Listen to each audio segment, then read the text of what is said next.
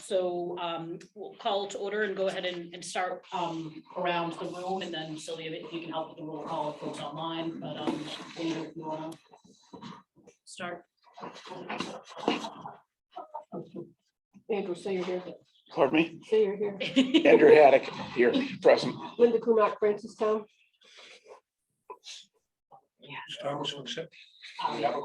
Colleen Mayu, Londonderry. Nancy Michaels, Gary London, Gary Chain. Thank you, Nancy. Sorry, I'm late. James Mayo, Southern New Hampshire Planning Commission. Ben Miller, staff with the commission. What's yours, Conjure? Tracy Vega, MTA. All right, and Sylvia Von Aulock from the commission. Let's go with our folks, and I'm just going to go the way I see them. Carl Eppich from the commission. Good morning, everyone. Carl Eppich, Principal Transportation Planner. Tim White from DES. Yes, good morning. Good morning, Tim. We have more staff. Cam Prolman. Thanks, Cam. Becky Hebert from Bedford. Morning. Morning, Becky. Tom Cloud from Ware. Here. Thanks, Tom. Kristen Clark from Manchester. Morning. Mark Sunan from New Boston. I'm here. Also, more commission staff. We have Adam and Tammy. Morning. Let's see, we have Lee Levine. Yes, good morning, everybody. Federal Highways, Lee Levine. And I quickly saw Matt Baronis. I don't think I know Matt, so welcome. Are you from Central? Yeah, I'm sitting in from Central. Hey, thanks, welcome. Thank you. Let's see, we have a lot of folks from DES, so that's exciting. Ricky DeCillo.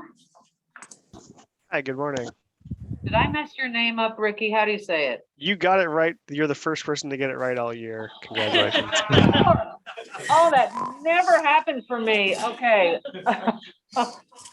Jessica Wilcox.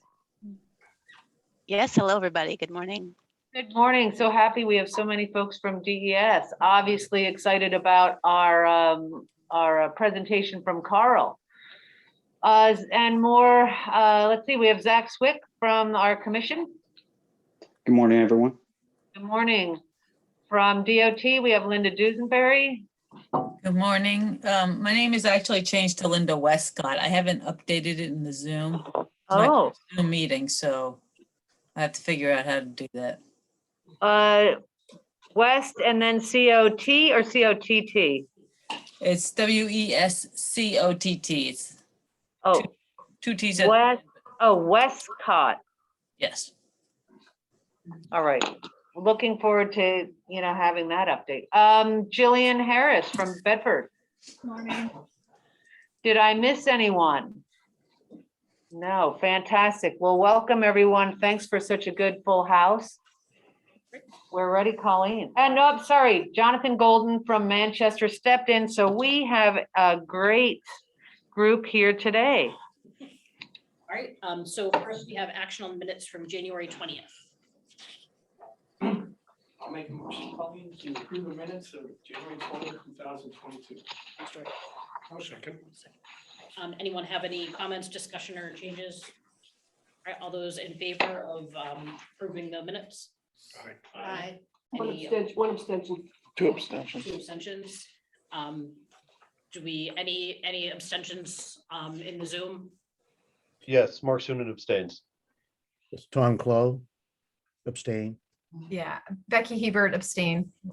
So Adam, since you're taking notes, it was Linda Kuhnhart and Andrew Haddock that abstained in the room here. Got it, thanks. All right. All right, so our new business, we've got safety performance targets. I believe that's Carl. Yes, can you guys hear me okay? We can. We just Okay. started. You have a little bit of feedback, but don't know that you can do I know, much we'll get about that, it. we'll get that fixed. Sorry about that, everybody. And can you see the screen? We just see that you're going to share the screen, but we don't see your presentation. Okay, it says, okay. How about, being finicky, so just give it a second. If I need to, I can bring it up here. It says screen sharing is paused. Resume share. All right, let's try now. How about now? That looks like it's Okay, now we've got it. okay. All right. Good morning, everyone. Again, Carl Eppich, Principal Transportation Planner with the Commission. Zach and I, mostly me, are going to go through this very quick, shortened version of what you saw last time on our performance measure 1, safety performance measures. And again, the task before us is to review what we've recommended, and which is the state's, going with the state's targets, and with one modification to the rate of fatalities. This is something we do every year for those of you who weren't here last time or forget from a year ago. It's just a standard procedure we're required to do with federal highway. These are the categories, 5 safety performance measures: number of fatalities with associated rate, number of serious injuries with an associated rate. These are all 5-year averages. And lastly, but not least, the number of non-motorized fatalities and serious injuries. So again, this is MPOs like SNHPC are required to adopt these safety performance measures and other performance measures. We're also allowed to set our own targets or to take on the state level recommended targets.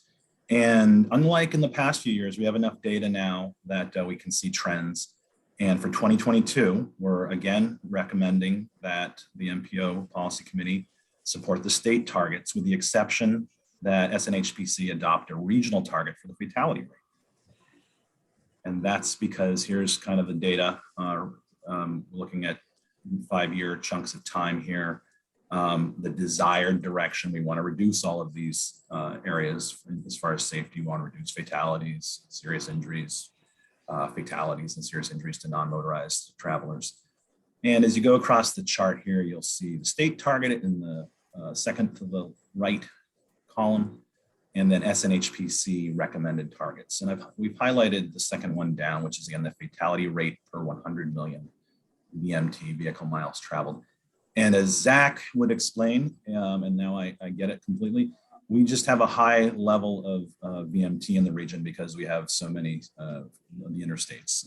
So it allows us to, compared to the rest of the state, have lower fatality rate considering all the miles traveled on those highways. And so this gives us this chart, which shows you along that line, that dashed line in the middle, the 5-year average, and it's a slightly decreasing 5-year average rate. And the targets that have been set by the state are above with the X's. And then on the right, you'll see the target for FY 2022. The state has clicked it down a teeny bit for the state overall, but we believe that the line below helps us to set a more aggressive target. And I don't want to mischaracterize it as being overly aggressive because it is in line with, it's in line with the line, with the 5-year average. So we're looking at a 0.70 for that one. So here it is again, summarized in a simple table: state targets and SNHPC regional targets in the 2 left columns. And then on the right, our action that we're recommending. Again, support the state targets for each category with the exception that we adopt a regional target for the fatality rate per 100 million VMT. And so what does it mean for SNHPC to adopt a regional target? It, again, as I already said earlier, the region has had a lower rate for 3 consecutive years now, and we believe that the region will continue to have a lower fatality rate than the rest of the state. So we're looking at 0.7 deaths per 100 million. All of the conditions and all of how we coordinate with our partners will continue. We'll work with the state and safety stakeholders to address areas of concern with fatalities and serious injuries throughout the region. We'll continue to work with the state and include safety performance measures in our HSIP targets, highway safety program for all public roads, not just the ones that are state and federal, in the metropolitan area, and included in the SNHPC Long Range Transportation Plan, otherwise known as the Metropolitan Transportation Plan. And lastly, we'll look to integrate into the Metropolitan Transportation Plan process the safety goals, objectives, performance measures, targets, et cetera, describing processes, plans and processes as applicable portions of the HSIP, including the Strategic Highway Safety Plan, which is a state plan. Now, I'm just, that's the presentation, and I assume we're going to have some conversations. So I'm just, and Zach may want to chime in here, or you may want to have questions that are more technical about the target setting. I have a whole slew of the additional information here at the back of the presentation. So any of these areas we can talk about. That's the end of the presentation. And so we're looking for, again, a recommendation to, again, support the state targets and adopt a regional target. That recommendation going to the MPO Policy Committee. So Carl, when we presented this information at our MPO meeting last month, we did hear some suggestions, particularly about the fatality rate. So in previous years, we have always, our targets have always been to support the state target in all of the measures. And in this case, this year, we're recommending a different target on fatality rate because our region's performance has consistently been better than the state as a whole in that particular measure. So in this, what Carl has laid out here suggests a 0.7, and maybe it'd be good, Carl, if you could go back to that chart that shows that. So yeah, so you can see where the red dots are where our region has been performing. The black X's are what the state targets have been over the past few years. So our staff recommended 0.7 as a target.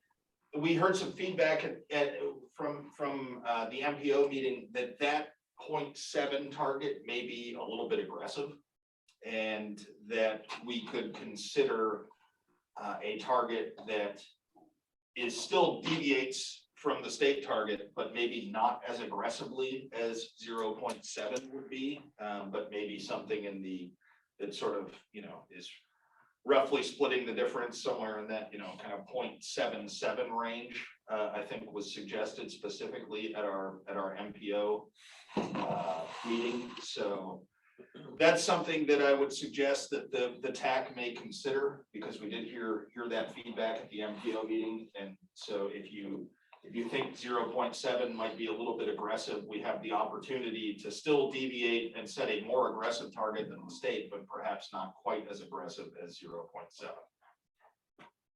Something grist for the mill for you all to consider in this discussion. I would move that we change the number from 0.7 to 0.75. I like round numbers. I don't like the 7 business. I agree. Okay. So move. Does anyone have, well, I guess I'd look for I would say, this is Mark Soon and New Boston. I would certainly second that. so does anyone have any, so is this a motion to make the recommendation of everything else is presented, but with the 0.75, or are we talking about just 0.75? I'll combine it into the single motion. Okay, does anyone have any other comments or discussion otherwise on the recommendations? If I may, I just want to defend my rationale. I appreciate, Nate, that you pointed out that there was some discussion at the MPO. I certainly was in favor of a less than the state, but not quite as aggressive as 0.7.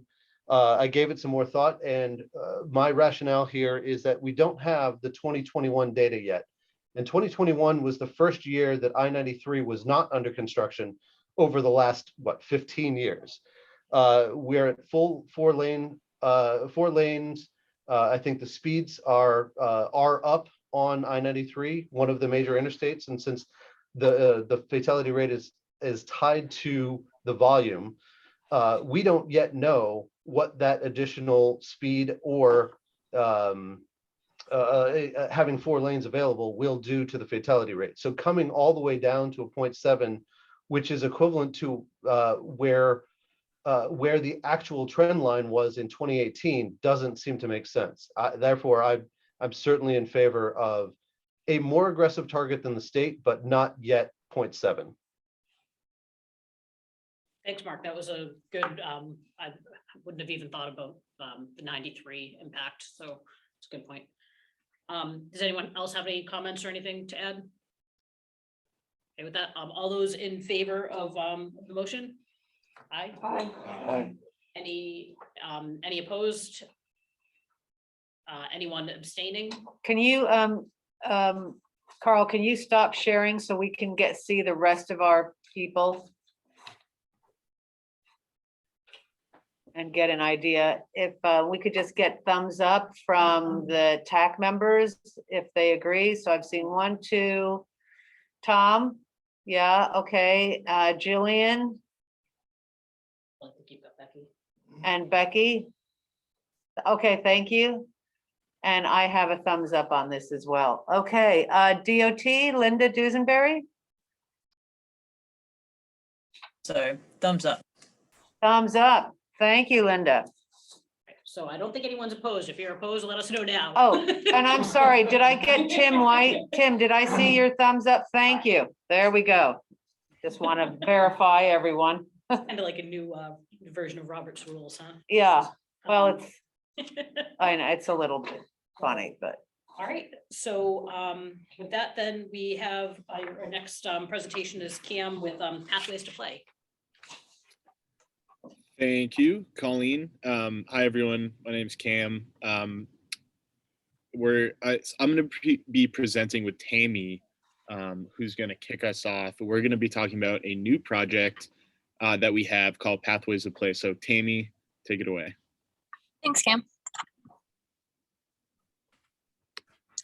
So this project was funded by the New Hampshire Children's Health Foundation, and it was actually inspired by the success of Stratford Regional Planning Commission's recent project called Pathways to Play, a roadmap to active recreation. We actually were able to work with them on our grant application, so a lot of our deliverables are going to be similar, but we've also added a few things like a community survey. So both of these projects align well with the New Hampshire Children's Health Foundation's priorities, which are to prevent childhood obesity in children up to age 5, and to build support for state and local policies and practices to prevent childhood obesity. Through this project, our communities will have improved data and maps that they can use to promote recreational opportunities across the region. We will increase the base knowledge and awareness in the region about local and regional recreational facilities and transportation infrastructure gaps to get people there. And municipalities and transit organizations will better understand the barriers to accessing these recreational opportunities. So here's a brief timeline. We are currently working on organizing our stakeholders. So all of you should expect an email in the next few days inviting you to become a stakeholder in this process. We're currently working on the mapping and GIS, getting some of the preliminary work done. Next month, we'll be putting together resident surveys. In October, we'll be working on community outreach, which will include presentations to all of our communities to share the findings. And then in May of next year, we'll start our community pilot program. So Cam is going to talk about some of these deliverables now in a little bit more detail. Thank you, Tammy. So this project's going to have 4 distinct deliverables, one of them being a GIS layer.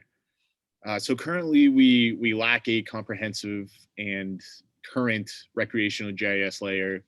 So Zach in our office, excuse me, will be working closely with municipal stakeholders and our stakeholder group to ensure accurate data is reflected in this layer. And so ultimately this layer will turn into an interactive online GIS map. Another deliverable will be like physical maps. They will be online as well. But so these maps will show kind of the intersection of recreation and the transportation system in each community. So this is an example of a map produced through the Stratford Pathways to Play program. This is the town of Barrington. We anticipate on making similar maps. They may be a bit different depending on how our process goes, but we anticipate showing things like trails, bike routes, transit routes, recreational facilities, and rec areas. Next slide, please, Tammy. Thank you.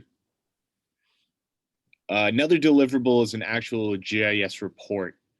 So this will be a report of access to recreation facilities, detailing that accessibility by different socioeconomic indicators, as well as proximity to transportation infrastructure.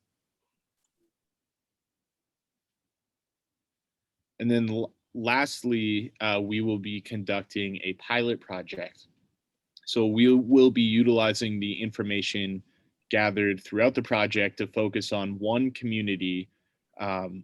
So while the project will cater to the wants and needs of the community, it is anticipated that the project will result in a written report of recommended capital improvements vetted through the project and municipal stakeholders.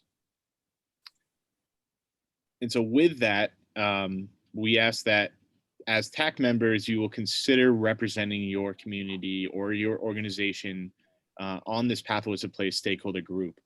So this group will ensure meaningful community inputs and will help direct the success of the project. And so kind of similar to the Becoming Age Friendly program that some of you were involved with, this group will help solicit and select the pilot community. And that's really about it. We wanted to provide an introduction to this project. We're pretty excited about it.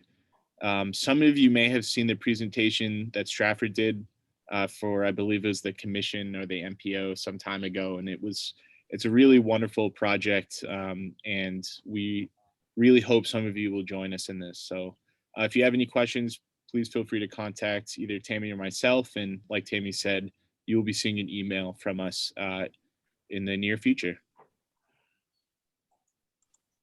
Great. Thanks, Cam. Thanks, Tammy. Anyone have any questions or comments about Pathways to Play? Mark, is your hand still up because of the last thing, or? Sorry, yes, let me take that down. So next, EV charging plan initiative. So it's Carl.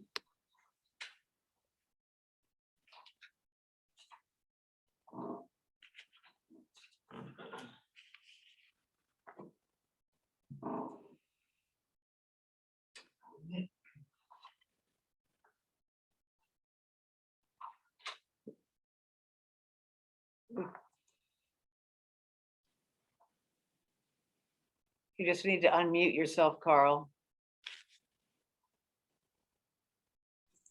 Sorry, it was buried. Okay. You guys should be able to see Regional Electric Vehicle Fast Charge Plan slide. You got that? Yes. Okay, great. All right, well, this is a quick overview of a new project. I've tried to make this as interesting and exciting as possible on the front end, and in the back end, we'll get into the scope. So 2022, there's a lot of new cars coming out that are electric. This is just the list that I was able to find. It's really starting to reach a critical mass with availability in the marketplace, and not at just expensive price points. There are electric vehicles that you can get for around $30,000 and maybe a little bit more depending on how you have them outfitted. There's still some credits available. They're expiring, I believe, soon, but on newer cars, I believe they last longer. But really the point here is that sales of electric vehicles are, already at a pretty good spot, about 845,000 expected on the US market. And it's going to grow, you can see to the far right over the next 8 years to over 4 times that, almost 5 times that, 4.7 million, and represent almost a third of the market. Now up here, I've listed BEV, it's BEV and PHEV vehicles and what's the difference. So I included this little add-on. HEV, hybrid electric vehicles, most of us are familiar with, and even PHEV, the acronym you may not be familiar with, but this is still has a gasoline engine and an electric engine, but it's a plug-in hybrid. So essentially, it'll use electric power for all or partial propulsion until the electric battery is exhausted, and then switch over to gasoline. Or on the right, which was what we think of as electric vehicles, are purely electric BEV, battery electric vehicle.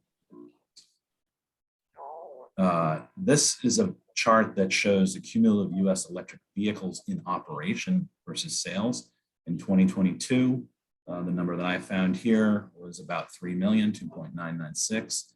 And that again will grow by the end of the decade to about 25 million.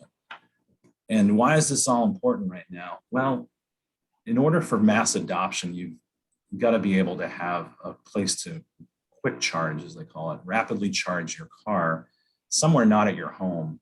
There's also a challenge for people that are in apartments.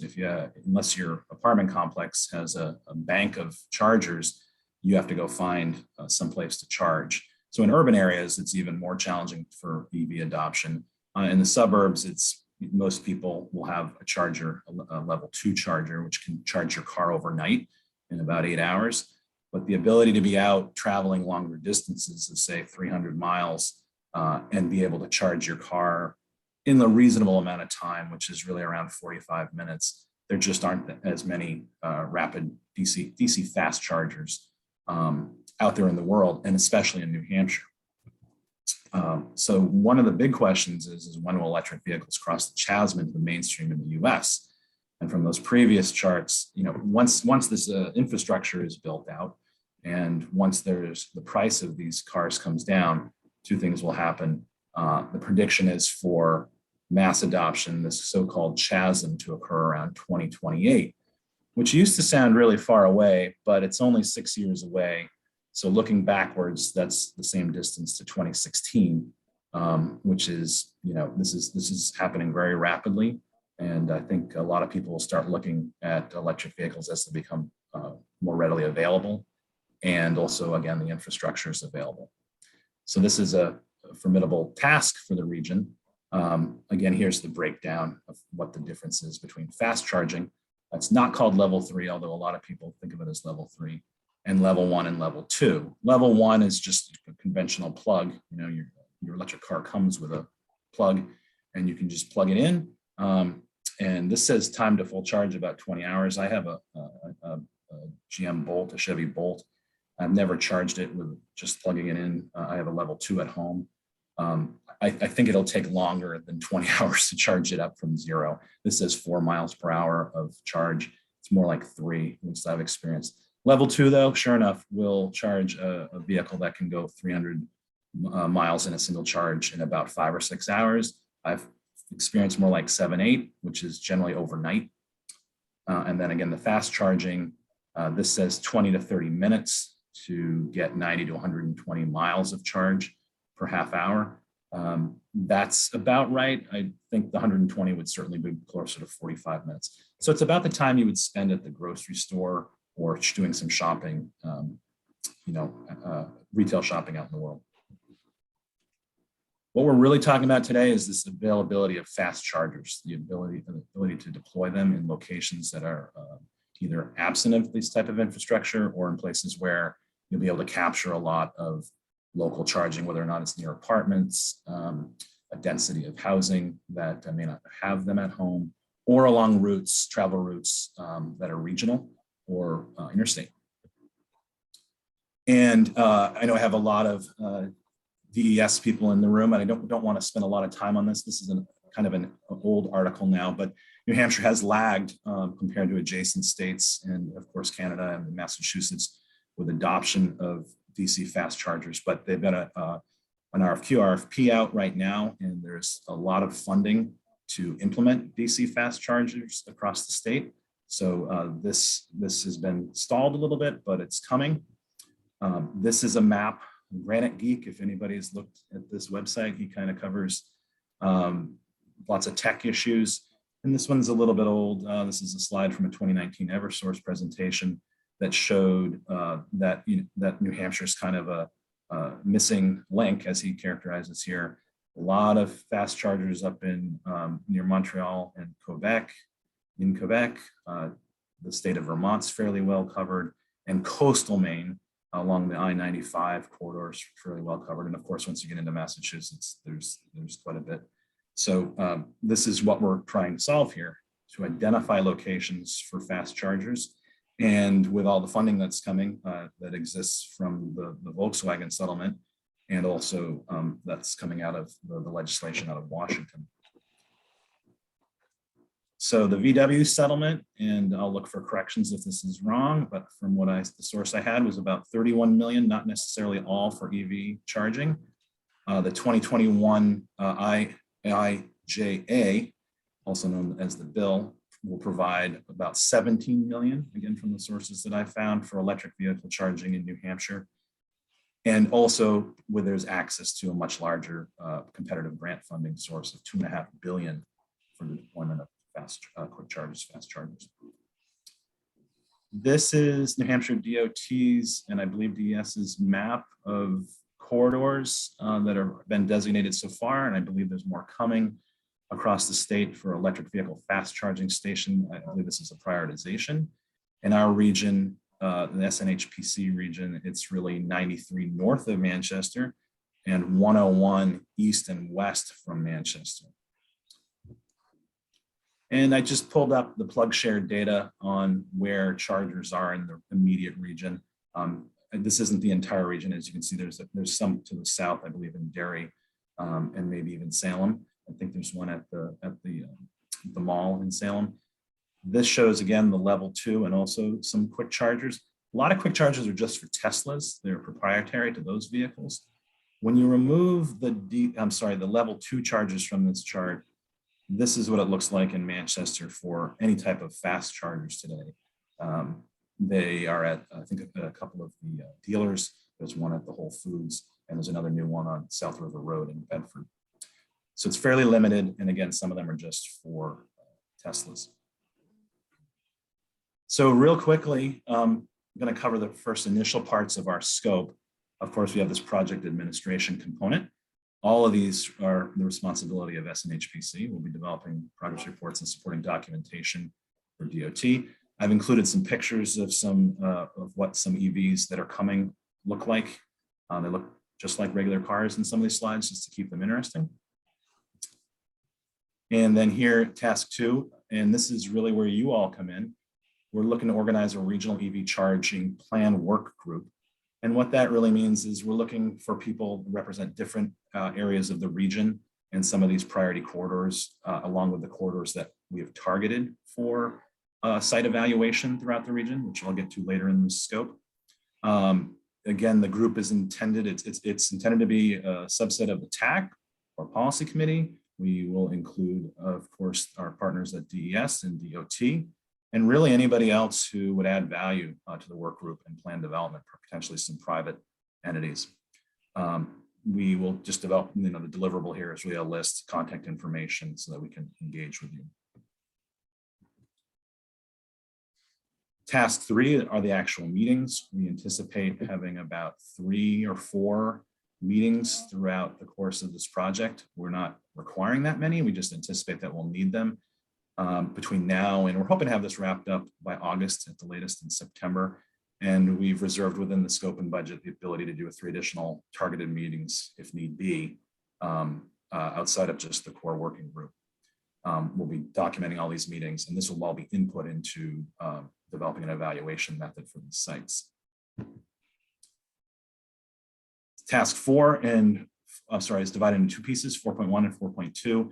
The first one is GIS mapping. Obviously, we'll need to identify for each corridor where there's some availability of whether or not it's municipal properties, logical places like existing gas stations, mini malls, retail places such as supermarkets, the logical places where people will be able to park and charge, do a quick charge within 45 minutes. I've included this graphic because a lot of people think that a quick charge station is, a single set, 1 or 2 places to plug in. But again, today that sounds like an adequate amount. But the reality is, if you have an electric vehicle, you'll find that sometimes you get to the place you need to charge and there's a car sitting there. And if they need to sit there for 35, 45 minutes, you are kind of out of luck. So whether or not you plan for a single charging station or the ability to expand it over time, ideally you'd install 3, 4 at once, or at least the conduit and capacity to expand rapidly versus a single car stall or a single area with having to tear it up every time you want to expand. So this is just included this as an example of what an ideal site might look like. This one's more rural, it appears, or at least not in a plaza. These can often be in the charging stations in an island, a place where you can just run conduit from, say, light poles and so forth. The other part of 4 is the actual site analysis and prioritization. And we imagine coming up with some criteria that would allow us to compare different sites.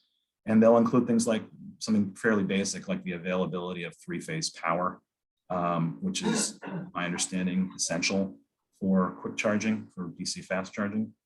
And we'll create maps of these locations and some of the either positives or negatives, some of the benefits or the obstacles to locating in these places. Hopefully include obviously the owner of the property, whether or not it's a municipality or private or some other public entity, and what the existing challenges are or next steps would be, and create kind of a comparison chart that lets us know where to focus our efforts immediately versus in the long run. And we'll be borrowing and coordinating very closely with DES and their plan for the statewide evaluation and deployment of these charging stations. We just plan to hone in a little bit more broadly within the region, more comprehensively, so to say, than just on priority corridors. I already mentioned this, the availability of 3-phase power, very important. So some of the targeted corridors in the SNHPC region will build off of New Hampshire's, the existing ones, I-93 to the north, Manchester to Concord essentially, and then Route 101, Manchester to Bedford, and then Route 101, Manchester to Candia. And ideally, I've got here within a mile of interchanges. Ideally it'd be more like a quarter mile, but we're going to look a little bit further out, assuming if there aren't sites that are viable close to the interchanges. The SNHPC fast charging corridors, and again, this is tentative until we work closely with the EV charging plan work group, are I-93 south from Manchester through Windham, Route 111 in Windham, 102 from Derry to Chester eastward, and then 102 in Derry to Londonderry through to Hudson, essentially. Route 114, Bedford Northwest through Goffstown to Ware. Task 5 will be where we actually develop a planning document and the mapping. I imagine this will be both online and a written final plan, something that can be updated over time if need be. And we'll want this to go through our normal committee process and have input or refinement from our partners at DES and DOT. And again, this plan will be hopefully part of our website as well as a hard copy written plan. Let's see, I'm gonna move my control somehow. Plan approval. Once the plan is finalized, we'll be looking to take it through the TAC and policy committee for formal adoption.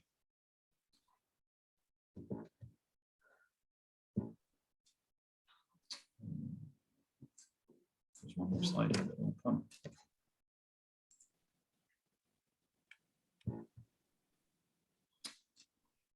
So that is really the entire presentation. Again, electric vehicles are not only coming soon, a lot of different ones are coming soon, but they're already here. And we're looking to get ahead of the curve, so you should say, and try to provide the infrastructure in the region, or at least a plan for the infrastructure to go after the existing funding and future funding over the next 8 years to help the state compete as a destination if we have a comprehensive network, as it does works that way somewhat in Vermont. and I believe in Canada. Any questions at this point? Carl, if you check the chat box, there's a couple, Great, there's yeah. a question from Mark Sunan. The rest area, Mark asked about targeted for the rest area. At the rest areas in Hooksett, I think that's what he's talking about, Mark, there's already I think there's a bank of Tesla chargers there. And, but there are not DC fast chargers, the other CCS and Chademo fast chargers, I believe at that location. I know that there isn't something, DC quick charger for Bolt, for example, that I have. And Ricky's asked about at welcome centers. Yeah, I think he may be talking about the same thing, but those are all the logical places. Any place where there's already an existing bank of fast chargers for Tesla would be a logical place to look at them for other charging options. And we're really not excluding any locations. We're just looking for the ones that are most viable, that have the power, obviously. You know, maybe people even come to us with recommendations, maybe kind of crowdsource this and do some outreach within the private sector. I know that the DES has a list of interested private partners. Carl?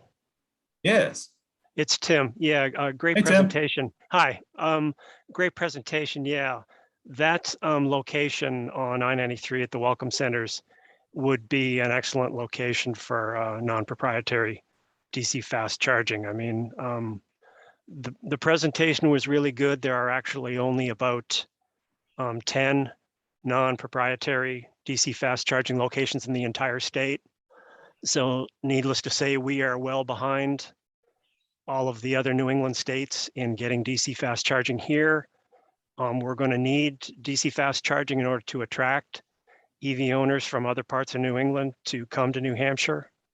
That's a really important point that I want to make.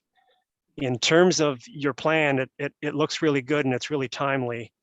It's going to mesh really nicely with the new NEVI plan that has just come out. It's the initial formula funding plan that was included in the bipartisan infrastructure law.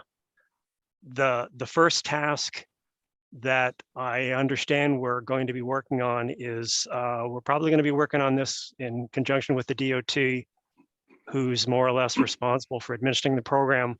The first step in the process is to develop an EVSE deployment plan, which is basically going to explain how the state is going to utilize the funding from the formula funding charging plan over the 5 years of the plan. And that report is actually due to the federal government. I believe it's by August 1st. So we hope to be getting underway, assisting with DOT in the development of that plan anytime now. I know that it's really early because the guidance on the program just came out last week, so we're still trying to go through it. But I mean, yeah, the development of this regional plan is really good timing to mesh with that. So it looks good. Yeah, Thank you, Tim. Thank you. The only thing I'll add, and I know you know this, the other RPCs and MPOs are also very interested in doing what we're doing. Do you know if this is a potential model or at least an option for the others? You know, since they're behind, they can actually mesh more with instead of cutting the trail here, I guess, like we're doing concurrently with you guys, using this as a potential model, and then of course work in close coordination. Yeah, I mean, I think it would be a good idea to share this with the other RPCs. Particularly, I'm thinking about Stratford, who I'm not sure if they've actually gone quite as far as this as developing a methodology for a regional plan, but I know that they've been actively engaged in taking a serious look at where their locations for EVSE DC fast charging should be. So I would definitely share it. I know Southwest is also they're on our heels with trying to come up with a methodology for a regional plan.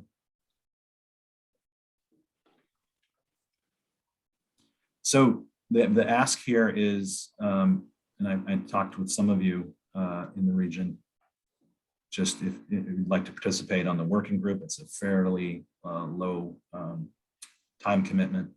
I imagine these will be 1 to 1.5, maybe 2-hour meetings once we have some materials for you. But ideally, we'd have representation with communities on some of the priority corridors that we listed, which is really the entire region, but ideally at least one from all corners of the compass, north, south, east, west, and central, of course, Manchester.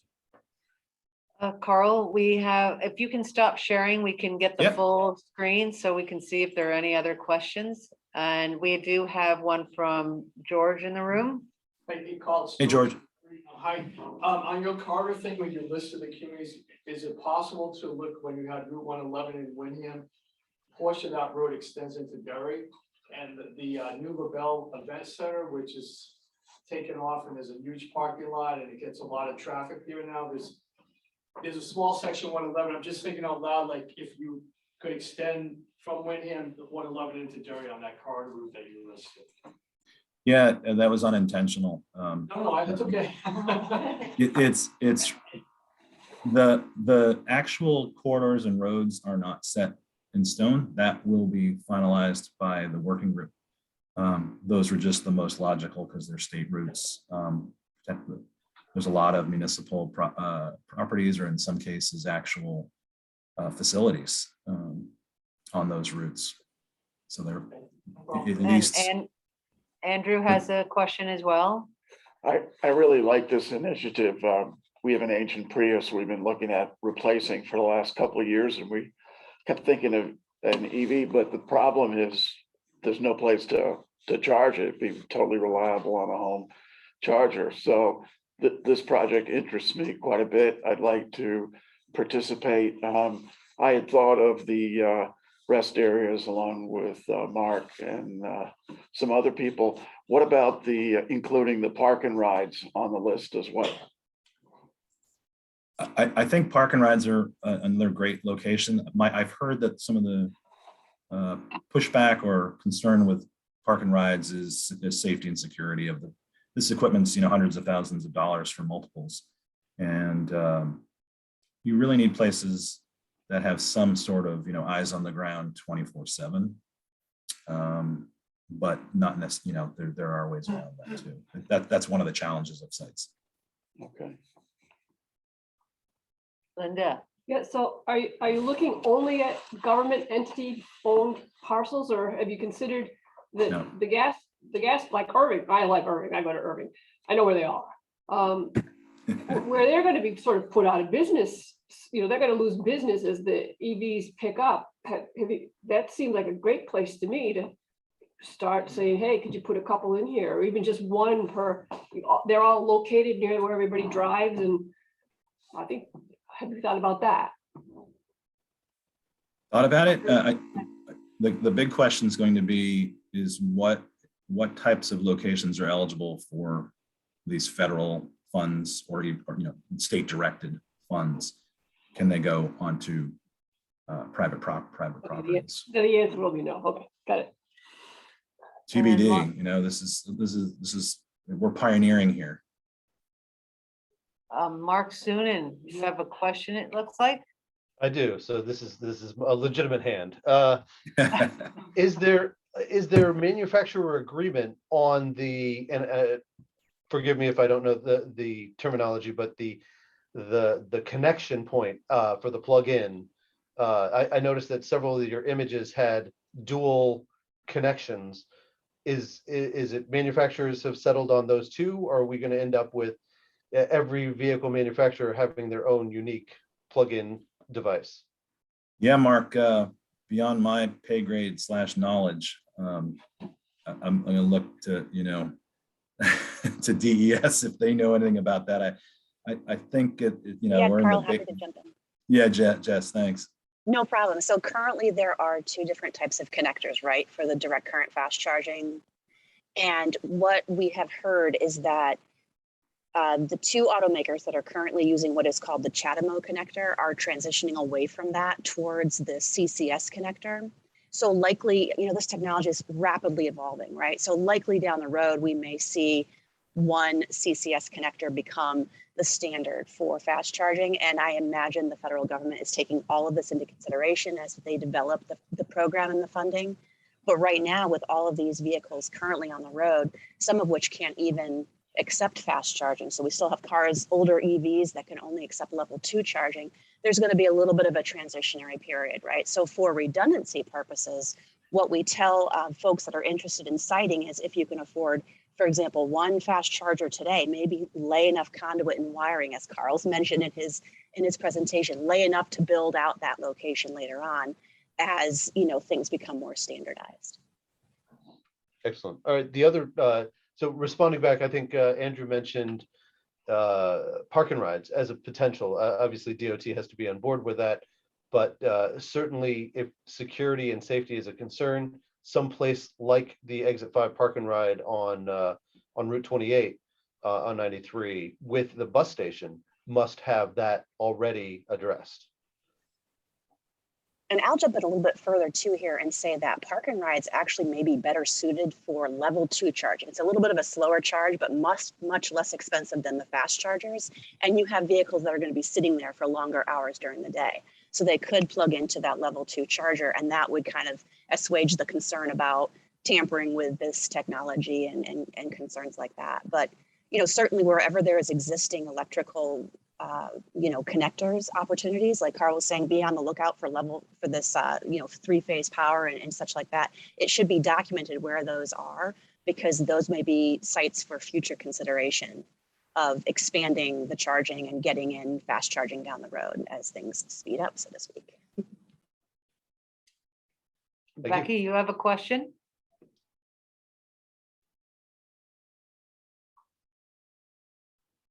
I just wanted to say a few words about our experience working with private development and development of new gas stations in town. In Bedford, we haven't had a new gas station constructed in well over a decade. And we had one that just recently opened with one new quick charge and the base and infrastructure set to add a second quick charge.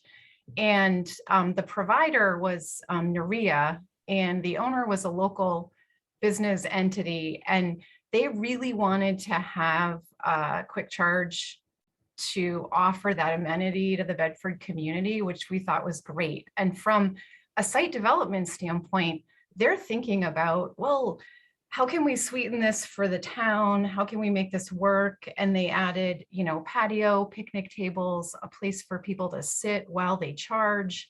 And, I think it was really great that the business community is thinking about that. We have another gas station coming online on Route 101, and the developer has been to the Energy Commission. They have plans to install additional quick charge sites at that location, also to kind of sweeten the deal, because the development needs a few variances and they want to make it as attractive as possible. Some of the communication and discussion around the project in Bedford, though, is, hey, those quick chargers don't really serve Bedford residents, but they do attract friends, colleagues, business colleagues that might be driving through Bedford, working in Bedford, that need a charge. So, it's just been an interesting conversation in town about the quick charge. And the developer did say the reason they only installed one at the new gas station is they're really expensive. And I don't know if DES has programs that would help new private gas station development to help offset the cost for the quick charge, because I think they're very willing to do it, but it was really expensive. The question for Tim, maybe. A couple of things. The Volkswagen settlement, the RFP that we have out right now for the DC fast charging statewide corridor-based program, we've in theory allocated about $3 million for that. That's out of a total of 4.6 million, which is 15% of the state's total allocation. So in other words, we do have some money left over from that 15% that we could allocate to other programs. The other thing is there are going to be opportunities through the 2 charging programs included in the bipartisan infrastructure law. It's really early to tell how that's all going to pan out right now, but there are going to be other opportunities. So I think we can look forward to that. Yeah, that would be great. It would be great to be able to send these developers to a site or a source or a location where they could, look at ways to offset some of the cost. But so far, our experience has been that they're very willing to consider adding them, and they want to be a good community member. So if it's something that the town wants, they seem very willing to explore opportunities for installing the quick charge with the gas station amenities. And they're thinking about, how are we going to make people comfortable while they charge, and where are people going to sit, and is this going to be something that'll be used? And so far it has been very well received in Bedford. Okay, we have Jonathan. Just to follow up on Becky's statements about private development, just last week we had an application, a permit application for a large charging facility at the Mall of New Hampshire. Larger piece of infrastructure with, I think, 7 or 8 charging stations. There was another inquiry about putting in a charging station on South Willow Street at the former British Beer Company. We've had multiple sites over the past couple of years install 1 or 2 charging stations on, much like the Chunky Cinema. There's a few others that have been agreeable to putting them in. If we ask, more than likely, larger developments are open to it. Yeah, people want to feel like they're doing the right thing. So I would encourage the thought to reach out to the private industry. They're not some horrid thing, they're a good thing. I was thinking in terms of what we could slide in as PR, because I was just thinking about the malls. A lot of these places have lost shoppers to Amazon, and this would increase their draw. They could some kind of a PR that, hey, 10 years ago, people would make a 3 or 4 hour trip of going to the mall because they visit a number of stores, and they could use that as an attractant by building a few of these. So I was thinking exactly about the Mall of New Hampshire and the Rockingham County Mall system, that so they may not have, some of these operators may not have even thought of this, but that would be a draw to bring in additional clientele. They can shop and give them revenue while they're charging. Yeah, no, I'm sure that Carl has had every intention of involving the chambers, private sectors. That's why we're talking to this group and really encouraging that business element. But I do like Becky's thought, where we include DES and funding mechanisms so that those, maybe they can, their dollars can be well spent there and spread further. What is the big outlet mall complex just north of Canterbury? Blank. Yes. Yeah, that would be a perfect place, to push an initiative like this, because I get dragged in there once or twice a summer, and I follow the ladies in my family around for a couple of hours while I hit the stores, and all I see are out of state license plates there. I'm sure that would be a great, it's right off of 93. That would be a great location. Yeah, Merrimack has that same sort of outlet complex. Yeah, but certainly malls make a lot of sense. Any other question for Carl? I have just one more comment. We just received a site plan application for an electric car dealership in Bedford. Ooh. So, I mean, you can probably all guess what that might be, but, so they are definitely coming. That was kind of exciting. The site plan is a little different, where they're having to plan for charging stations from a maintenance standpoint. And I haven't seen an electric car dealership and service and maintenance facility before, so it's a little different. And they're certainly becoming more mainstream. I don't know if there's another one in New Hampshire, but we'll hopefully see one in Bedford soon. Becky, Well, there is a dealership in Londonderry that works on EVs. They're just off of 93. I think it's near exit 5, exit 4. Okay, cool. Certainly a lot of interest here and in the discussion, and we're excited about this project. So please get in touch with Carl or anyone on our staff if you're interested in being part of this, or just want to be kept up to date. And yeah, so thank you. Thank you, everyone. Thanks, Carl. So any other business? Good. If nothing else, I'll entertain a motion to adjourn. Second. Motion for Bruce, a second from Andrew. All those in favor? Aye. Aye.